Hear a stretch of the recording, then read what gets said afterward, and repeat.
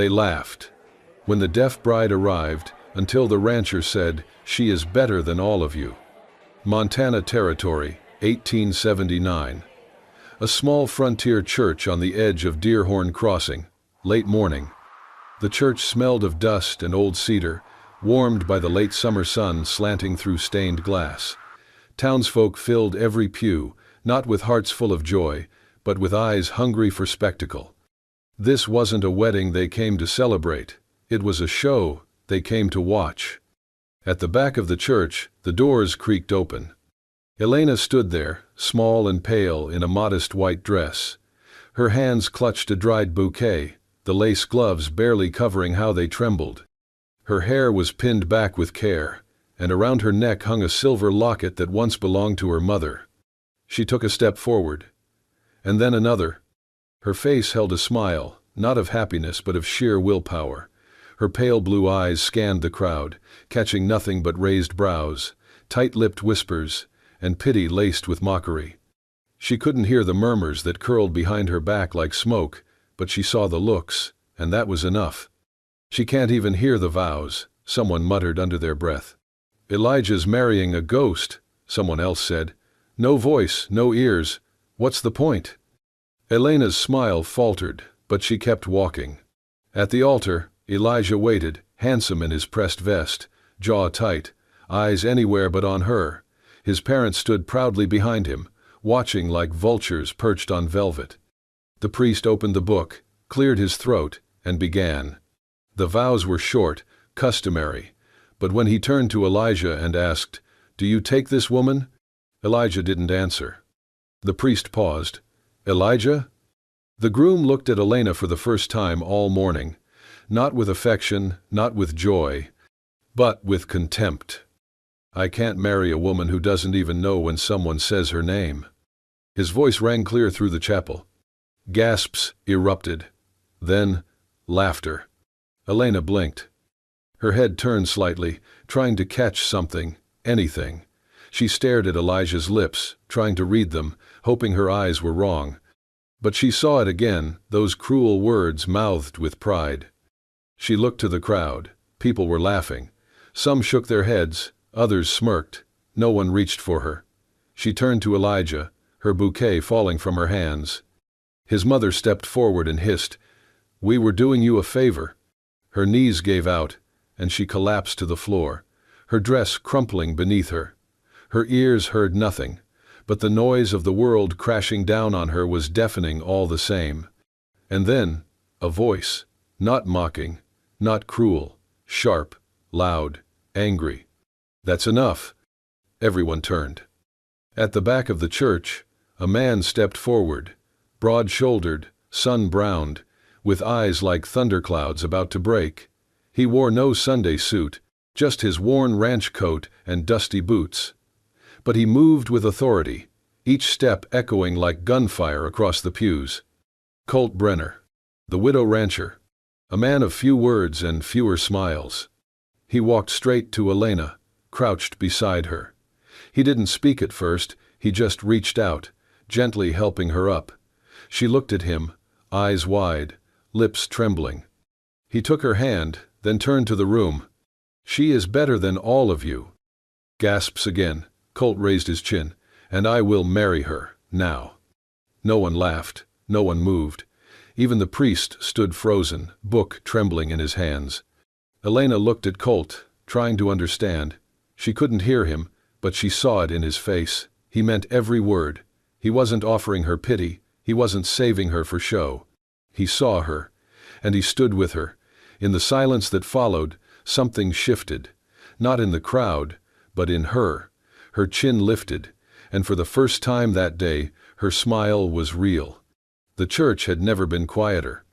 The tension that followed Colt Brenner's words hung thick in the air, heavier than the scent of wood polish and wilted flowers. For a long moment, no one spoke, no one dared. Even the preacher stood frozen, Bible still in hand, eyes darting between the tall rancher and the girl with trembling hands. Elena stood like stone, her mind spiraling. Her heart pounded in her chest, not from joy or fear, but confusion so total it left her dizzy. She could not hear the silence, but she could feel it. She could feel it in the stillness of bodies, in the burn of eyes staring at her, like she had suddenly transformed into something other than a woman betrayed. Then, he stepped closer. Colt's hand, calloused and warm, reached for hers. She flinched, unsure, but he didn't pull. Instead, he gently turned her palm upward and traced something with his finger, slow and deliberate. Safe now. Her lips parted, her eyes flicked to his. He wasn't smiling, he wasn't pitying. He was steady, rooted, like the kind of tree that didn't fall in storms. The preacher finally cleared his throat. Do you mean to marry her? Right now? Colt didn't look away from Elena. Yes. The preacher hesitated. Mr. Brenner, I'm not sure if this is... I said yes. Colt's tone held no room for argument. Elena's brows drew together. Her fingers gripped her bouquet tighter. She looked back and forth between Colt, the preacher, and the rows of faces that still burned with judgment. The man who had shamed her, Thomas, shifted on his feet in the front pew, jaw clenched. This is ridiculous, he muttered. She doesn't even know what's going on. Colt turned toward him, voice calm but sharp as broken glass. And yet she's more decent than you'll ever be. Gasps rippled again, but he ignored them. He turned back to Elena. Slowly, deliberately, he pointed to himself, then to her. He mimed a ring around his finger. Her breath caught. Her head shook slightly, unsure whether to believe, whether she was even awake. But something about his presence, his calm, made her want to believe. The preacher, unsure what else to do, opened his Bible again. Then by the power vested in me, he began, his voice thin, I pronounce you husband and wife. No one clapped, no one smiled. There was only silence, real and imagined, as Colt gently took her hand and led her down the aisle. Outside, the wind had picked up. The gathered crowd parted, whispering, some shaking their heads in disapproval, others watching as if it were theater. Elena didn't meet their eyes. She couldn't. Her mind was a storm. Her fingers trembled in Colt's grasp. She could not make sense of any of it. Why had this man, this stranger, stepped between her and shame? What did he gain from this? They walked past the wagons, past the rows of disapproving townsfolk. Colt's jaw was set like stone, but he didn't look back at them. He helped her mount his horse with quiet ease, his touch gentle, never lingering too long. When they were seated, he clicked the reins, and they rode. The sun was high. The trail was dry. Dust kicked up in waves behind them. They did not speak. They could not. Elena watched the horizon blur past, her thoughts louder than the silence. She thought about the faces in the church, the laughter she could not hear but had seen in every cruel smirk. She thought about Thomas's betrayal, about the cold flash in his eyes when he tossed her aside. And now, this man beside her. Why? The ranch was wide, sprawling over soft hills and fenced pastures. When they arrived, Colt helped her down without a word and gestured toward the house. She followed, dazed. Inside, it was quiet and clean. Worn furniture, a warm fire, a home. He pulled out a chair for her, motioned toward the hearth, then scribbled something on a small slate by the table. He turned it toward her.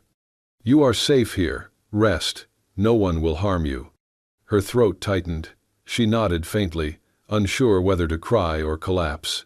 He gave a short, respectful nod, tipped his hat, and stepped out of the room. Alone, Elena sat by the fire, clutching the blanket he'd placed over her shoulders. The warmth seeped into her bones, but not far enough to chase the doubt curling in her chest. Why had he done it? Why her? For now, there was no answer, only silence, and a stranger who had offered her dignity when the world tried to take it away. The ranch house was still. Mornings came with golden light spilling through tall windows, painting soft patterns on wooden floors. Elena moved through the halls like a shadow, quiet, unsure where she belonged, unsure if she belonged at all. Colt had made no demands, issued no commands. He simply showed her the kitchen, the porch, the spare room with the small writing desk and fresh linens. Then, he left her be. No words, no pity, just space. She found herself drifting, sitting for hours at the wide front window, watching the wind ripple through the grass like a sea of whispers. She could not hear the creak of the house or the chirp of the birds nesting in the rafters, but she felt them in the rhythm of light and movement. In the hush of the land, her thoughts turned inward. Was this silence a kind of prison, or had it always been her companion, faithful if cold? One afternoon, in a drawer of the writing desk, she discovered a small leather-bound notebook and a charcoal pencil. Her fingers hovered over the blank page. Then, in halting strokes, she wrote her first message since the wedding. "You didn't have to, but you did." She left the notebook open on the desk and walked away, unsure if he would see it, unsure if she wanted him to see it. That night, she barely slept. When morning came, sunlight lit the room with a soft fire. She returned to the desk and froze. Beside her words, another page had been added, a sketch. It was simple, the outline of an ear, cracked through the center, imperfect. A dark line crossed it out. And beneath, in rough handwriting, "You hear more than most." Elena stared, her breath caught. She sat down slowly, tracing the lines with her fingers. The message struck something deep within her, something wordless. Colt had seen her, not with eyes full of sympathy or discomfort. He saw her. Tears welled up, unbidden. They spilled silently down her cheeks. For years she had watched mouths move around her, read lips and guessed intentions, and still never felt heard. Now, in a handful of charcoal strokes, a man who barely spoke had told her she mattered. She bent over the journal, hands trembling. A sob escaped her, not from pain, but from the release of a weight she hadn't known she carried. She wept, not loudly, not desperately, but deeply. She didn't hear him enter. She only noticed the shadow stretching across the desk, then the soft scrape of boots stopping nearby. Her head lifted. Colt stood there, hat in hand, saying nothing. Their eyes met. She did not hide her tears. She did not wipe them away. Colt stepped closer and knelt beside her. He reached for her hand, not to take, but to offer. His grip was warm and firm, like the earth after rain. No words, no question. She curled her fingers around his, and for a long moment they remained there, two souls suspended in the quiet, the unspoken, the understanding. In that silence, Elena no longer felt invisible. She felt heard. The days began to soften. Not with grand gestures or romantic declarations, but with simple routines, with glances held a second too long, with small acts, a blanket folded at the end of a couch, a cup of warm tea placed without a word, a door held open when it didn't need to be. They spoke in fragments, in gestures, in a quiet that had become its own kind of music. One late afternoon, as the golden light spilled across the wooden floorboards, Colt returned from town with something wrapped tightly in brown paper. His boots were muddy, his shoulders tired from the long ride, but his hands were careful as he set the package on the table. Elena sat nearby, journaling as she often did, her pen moving slowly across the page. She paused, looking at the package, then at him. He didn't say anything. He only nodded once, slightly awkward, before stepping back. She peeled away the paper, revealing a worn but sturdy book. Its title, though handwritten and smudged, was unmistakable.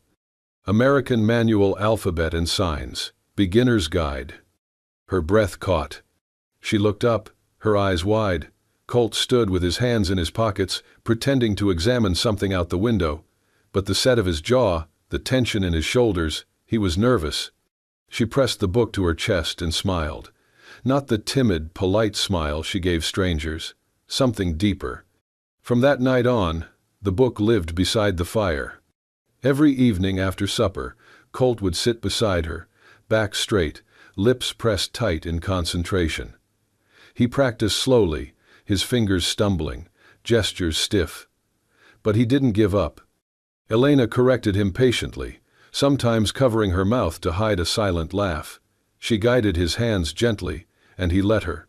The wall between them thinned day by day. He learned to say her name. She taught him how to ask, "Are you cold?" and "Do you want tea?" and "Good night." But what mattered more than any word was how he watched her, fully, without distraction. When she signed, he didn't just see, he listened. And when she faltered, unsure of how to express a thought, he waited without pressure. One evening they sat on the porch beneath a quiet sky. Stars blinked into view, and a breeze stirred the tall grass beyond the fence. Elena's hands began to move, slow, measured, each motion deliberate. She told him about the day her father locked her in the horse stall.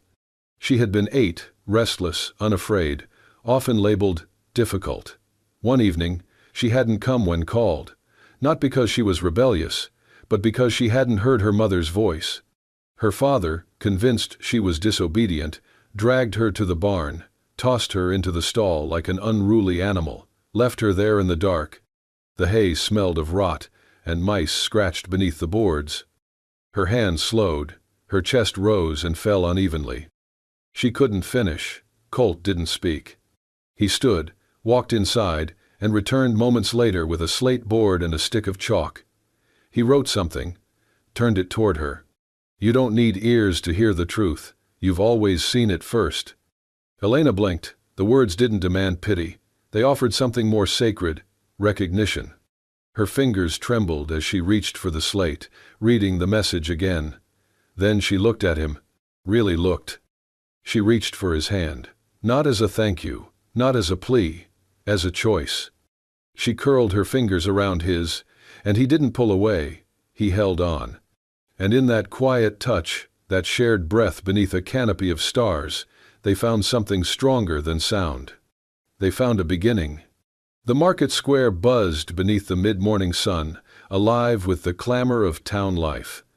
Merchants shouted prices over barrels of apples and woven baskets filled with golden corn. Children darted between carts with sticky fingers and bare feet.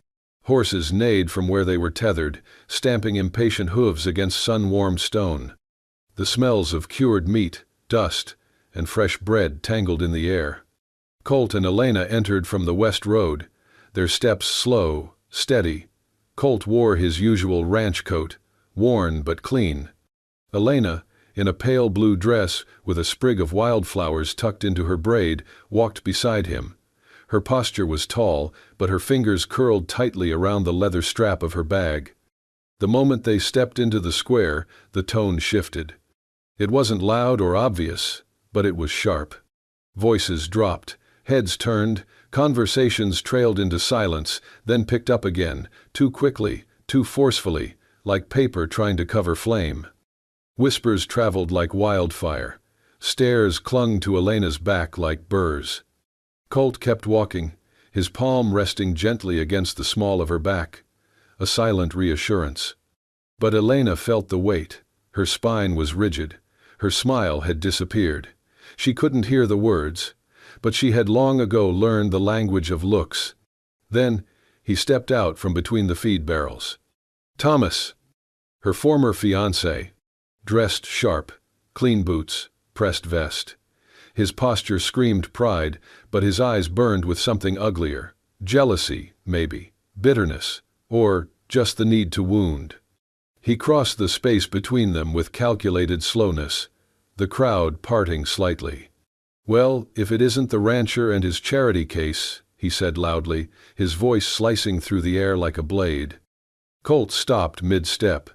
Elena faltered. The square seemed to still. Thomas smirked. "How noble of you, Brenner. Taking in the town's broken doll. Real brave of you. Makes you look like a proper gentleman." A few chuckles rose from the crowd, thin, nervous. Colt turned toward him fully. "Watch your mouth." Thomas shrugged. "What? I'm just telling the truth. She can't hear it anyway. That's why you chose her, right? Easier to play the hero when your wife can't argue." Elena's jaw tightened. She couldn't catch the words, but she could read the room. The way people watched her, some pitying, some amused, none stepping forward. A voice behind them whispered, "Deaf girls belong in the kitchen, not in the square." Another followed, "What's the point in speaking if they can't understand? Waste of breath." That was when Colt stepped forward. His voice, usually low and measured, rose like thunder. "You laughed at her because she's quiet, but she's the only one who ever listened." Every sound stopped. Even the horses fell silent. He turned in a slow circle, eyes meeting the crowd. "She doesn't need to hear your voices to know who you are. You've shown her in every sideways glance, every hushed word, and yet she walks here, shoulders high, more graceful than any of you." Thomas took a step back. "You think that makes you better?" Colt didn't blink. "I don't care about being better, but I know she is." Then Elena stepped forward. She turned to face them all. Slowly, deliberately, she raised her hands. Her fingers moved with precision, sharp, elegant. She signed in silence, her message as clear as any speech. "I may not hear your insults, but I see who you are." Murmurs broke like ice under pressure. She continued, signing slowly, fiercely, one hand to her chest, one to the ground. "I stand here, whole, strong, not because of your kindness, but in spite of your hatred." A woman near the bakery gasped and clutched her child tighter. A boy dropped his apple. Thomas opened his mouth, but no words came. He turned and walked away. The crowd remained still. And in that stillness, something shifted. For the first time, they didn't see a girl to be pitied, mocked, or dismissed. They saw a woman who didn't need sound to command attention. And beside her, Colt stood, silent, steady, proud. He didn't have to say another word, because she had already said it all. Autumn painted the valley gold. Leaves drifted like soft fire across the hills, and the scent of cinnamon and cider curled through the town. The harvest festival was coming, a tradition older than the church bell that rang every Sunday. But this year, something felt and different. It began with a knock. Elena opened the ranch door one morning to find a boy, no older than 8, standing on the porch, straw-colored hair, wide brown eyes, hands clenched nervously around a frayed cap. His mother stood behind him, quiet. "He doesn't speak," she said gently. "And he doesn't hear. Not since he was born." Elena tilted her head. The mother hesitated. "He saw you, at the market, signing. He asked if you could teach him." Elena's chest swelled, her throat tightened. She crouched slowly, bringing her hands up. The boy's eyes lit up as she signed, "Hello, I'm Elena." His mouth curved into the softest smile. From that day on, he came every afternoon. Colt built them a bench beneath the cottonwood tree, and Elena taught with hands, drawings, laughter. The boy learned quickly. His fingers fumbled at first, but she never grew frustrated. Her patience was quiet, unyielding. Word spread. Another child came. Then a teenage girl with a brother who couldn't speak. Then a father whose wife had gone silent from grief. Soon, the townsfolk began to stop by, not to mock, but to watch, to listen, in a new way. They saw something sacred in the way Elena moved, how her hands danced with meaning, how her eyes glowed when someone understood. Then came the harvest fair. The square was alive with color, hay bales stacked high, pies lined up for judging, laughter ringing through the crisp air. Colt stood beside Elena as she watched children chase ribbons across the dirt. The mayor stepped onto the small stage at midday, clearing his throat. "We'd like to welcome a special member of our community," he said awkwardly. "Someone who sees things we've missed." He looked at Elena. "Would you say a few words?" The crowd turned. Elena froze. Then, slowly, she stepped forward. She turned to Colt, her eyes wide. He nodded, gently squeezed her hand. She lifted her fingers and signed. "You once saw me as broken, but I was never broken, just unheard. Now you're learning to listen, and that means more than I can say." She stopped, breath caught. Colt stepped beside her and spoke aloud, translating every word with a voice both steady and proud. When he finished, the crowd stood silent. Then, someone clapped. A second. A third. And then the square erupted in applause, loud, raw, thunderous. Elena's hands trembled. Colt looked at her, his voice low. "You didn't just speak," he said. "You changed them." For the first time, Elena didn't feel like she was on the outside looking in. She felt seen. And more than that, she felt heard. Spring came early that year. Not in a burst of color, but gently, like a held breath being released. The frost melted faster than usual, and the air turned warm enough to open windows again. The earth, once hard and unyielding, softened beneath their boots. Trees whispered in budding green, and the wind carried the scent of rain and something new. For Colt and Elena, it felt like the world itself had exhaled. They packed what little they needed and moved into a smaller house on the edge of town. It wasn't grand or fancy, but it had wide windows that let in the morning light, and a porch that wrapped around the front like a hug waiting to happen. It felt honest, open. The kind of place where a life could begin, not just pass through. Out back, they cleared a patch of land. Elena knelt in the dirt, her fingers pressing tiny seeds into soil still damp from the thaw. Beside her, Colt hammered wooden posts into the ground for the fence, wiped sweat from his brow, and built raised beds with care. They didn't speak much. They didn't need to. Every gesture was a word. Every look, a sentence. In the evenings, they sat on the porch steps, shoulders brushing. Together, they watched the garden stretch toward the sky, inch by inch. It became a quiet ritual, this watching, this growing. Sometimes Elena would sign something small, beautiful, hope, alive, and Colt would nod, his smile barely visible under the brim of his hat. But it wasn't just a home they were building. Beside the garden, they began to raise something else, a single-room building made of pale cedar and long windows. It was simple, with smooth floors and a door that opened wide. It would be a school. A place where silence wasn't something to fear, but something to understand. A place where children like Elena had once been, lost, unheard, could now be seen, could now belong. Every night, after supper, Colt sat near the window with a worn leather journal. Elena signed stories, pieces of herself, her mother's hairbrush, a childhood tree, a nightmare once soothed by the stars. And he wrote them all down.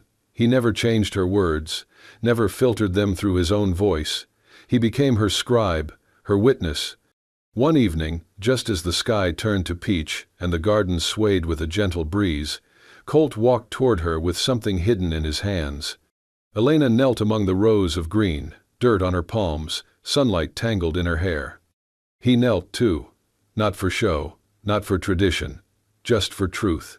He unwrapped a small cloth, revealing a silver ring, polished, modest. It gleamed softly in the fading light. Elena looked at him, startled, her lips parted, a question in her eyes. He signed slowly, each movement careful. Not for duty, for love. Then quietly he spoke, his voice rough, low, and meant only for her. "I don't want the world to hear us," he said. "I just want it to see us." Elena's throat tightened. Tears came fast and full, and she nodded. Not just yes, but everything. Their second wedding was nothing like the first. It happened beneath the old cottonwood tree, where the breeze carried laughter and birdsong, a few close friends, a handful of children. No priest, no music, only the sky, and the land, and the love that had taken root in silence. Colt's hands trembled as he slipped the ring onto hers. Elena touched his face. No vows were spoken, but they had already been living them, one quiet day at a time. The meadow behind the church was filled with light. It was Founder's Day, an old tradition meant to honor the town's beginnings, but this year it meant something more. The townsfolk gathered early. Families brought picnic blankets and baskets. Children wove flower crowns. The school bell rang, not to call for silence, but to invite joy. At the center of it all stood a small wooden stage. Nothing fancy, just planks nailed together, draped with prairie flowers and bunting. Colt helped Elena up the steps, though she didn't need the help anymore. Her balance was firm, her back straight, her presence radiant. Children filed in behind her. Not all were deaf, but many were. Some had learned signing from birth. Others had found it here, with her. Their fingers fluttered like butterflies in the morning light, practicing last movements, sharing nerves. Colt stood just off stage, hands tucked into his vest, watching. Elena turned to the children, signed calmly, "Remember, it's not about being perfect, it's about being seen." They nodded, eyes wide. Then the music began. Only, it wasn't music anyone could hear. There were no violins, no drums, no piano keys.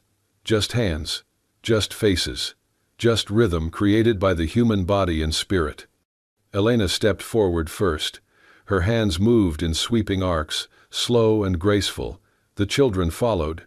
Some swirled, some moved in place, their eyes locked on one another. It was choreography of connection, a dance built from silence. To those watching, it was unlike anything they'd seen. Every movement told a story, of fear, of isolation, of hope, of courage, of joy. One woman pressed a hand to her chest, tears spilling. A rancher beside her wiped his eyes.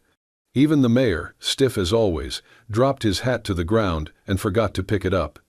As the final movement came, Elena stepped forward alone. Her hands signed the last stanza of their silent song. "Even if the world never hears me, I will still speak, I will still dance, and I will still be loved." Then stillness, a beat, another, and then applause. First a murmur, then a roar. The whole town rose to their feet, hands clapping, many crying, all moved beyond words. A sound Elena couldn't hear, but could feel, in the way the boards beneath her shook, in the way the sky seemed to vibrate with joy. She smiled, deeply, fully. At the very edge of the crowd, standing alone beneath a maple tree, was Thomas, her former fiancé. He didn't clap, he didn't move. But after a long moment, he lowered his head, no longer out of pride, but in silent recognition. Elena saw him, and she let it go. When the crowd began to disperse, children rushing up to hug her, Colt stepped onto the stage. He didn't speak. He just wrapped his arms around her, kissed her temple, and together they looked out at the town, changed not by sermons, or speeches, or shame, but by the patient, steady insistence of a woman who had once been told her silence was a curse. That evening, as twilight bled into the hills, Elena stood atop the grassy ridge behind their home. The town shimmered below, lit with lanterns, echoes of laughter, footsteps dancing over the soil.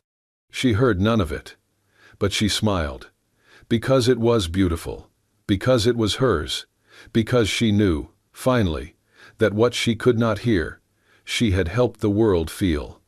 And behind her, Colt stood with a journal in hand, writing the final lines of their story. His voice, quiet, steady, carried into the wind. She was born without sound, but she taught a whole town how to listen. Thank you for staying with us until the very end of this story. If Elena's journey moved you, if her silence spoke louder than 1,000 voices, and her courage reminded you that love needs no sound to be heard, then go ahead and hit that hype button to let us know you're listening. And don't forget to subscribe to Wild West Love Stories for more powerful tales of resilience, romance, and redemption set in the untamed heart of the American frontier. Because out here in the wild, love doesn't always shout. Sometimes, it just waits for someone to listen. We'll see you in the next story, partner.